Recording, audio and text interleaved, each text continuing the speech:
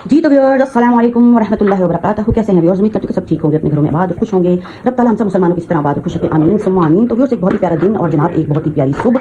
तो जिस सुबह हम जी उठते हैं वही होती है जनाब प्यारी सुबह, और साल का एंड चल रहा है और इस वक्त मैं जनाब किचन में मौजूद हूँ और आज आपको एक इतनी प्यारी वीडियो बताने वाली हूँ क्योंकि साल का एंड चल रहा है और आपने साल के अगले दिन जो है ये अमल आपने करना है। साल के पहले दिन में इंशाअल्लाह ताला बहुत ही मुजर्रब अमल है और इसके फवाइद क्या हैं ये देखें। ये आपको चूल्हा नजर आ रहा है और इस पर जो मैंने चीज़ रखी हुई है इसके बारे में भी मैं आपको बताऊंगी।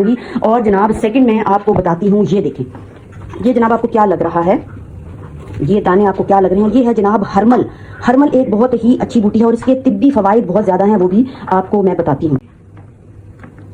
तो फिर जनाब सुन लें आप लोग हरमल के क्या क्या फ़ायदे होने वाले हैं। हरमल अब क्या होता है, इससे क्या होने वाला है। हरमल जो है एक कदीम जड़ी बूटी है जिसका जिक्र तिब्बे यूनानी देसी इलाज और रूहानी रवायात में मिलता है। इसके जिस्मानी और रूहानी बहुत बहुत बहुत ज़्यादा फ़ायदे हैं।